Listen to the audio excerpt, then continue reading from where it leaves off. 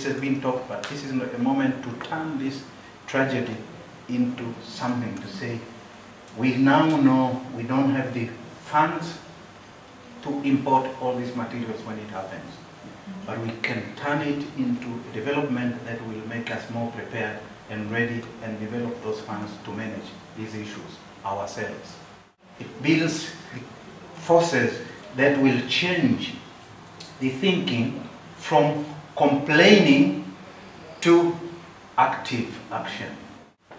In our situation now, I mentioned it today, that it can be a very good point to coordinate all efforts, use this effort to build our health system.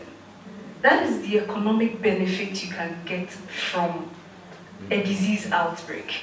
It is not purely a war. I see that we have a lot of issues with our public health system, and we always think we are prepared, but we've never tested it.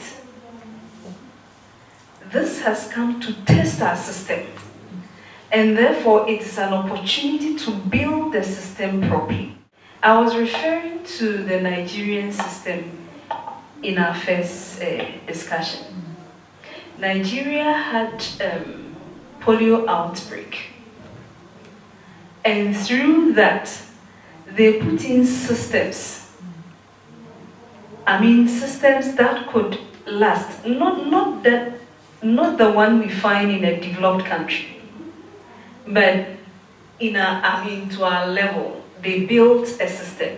And therefore, when they were saddled with Ebola, quickly they fell on that system they have built and could utilize it to deal with Ebola, even though there was still a cost.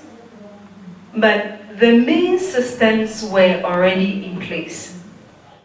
Before you realize the benefits, you need to change the concepts.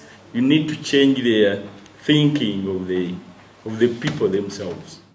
So a lot of work is needed to engage the communities, to engage the people within their countries to understand the basics.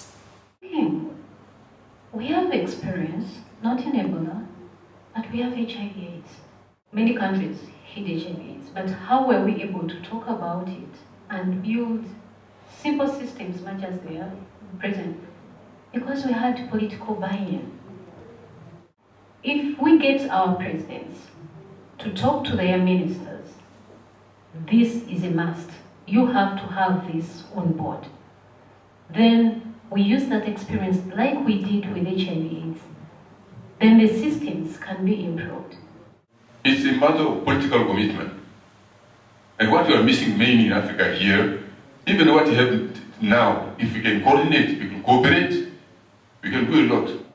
For the case of the African Union, what is the issue?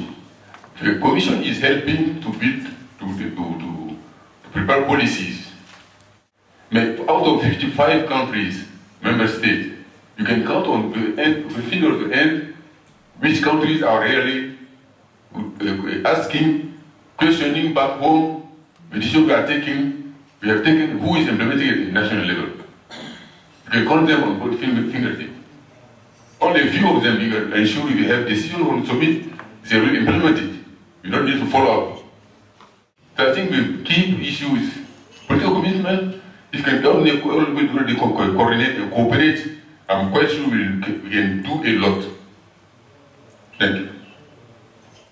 We know that there is the need for coordination. That's why I'm happy courts wants to fill this gap of you've demarcated for information, communication, we have coordination. You see, when some of these things are documented and you call stakeholder meeting, then you can raise some of these issues. It's not only in Sierra Leone that you find this.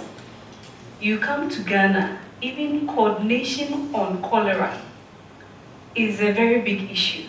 For us in Ghana, basically what we've done in our preparation was to call a stakeholders meeting of the technical people and stakeholders meeting for all, including the political side, so that we can let them understand that we cannot do proper coordination, we cannot do proper preparation, we cannot get the economic benefits that we yearn for without very good coordination with each other. We are making conscious efforts to reorient our health workers that it is not the position, it is what you do with the position to bring down the disease, to prevent an outbreak. That is what we are looking for.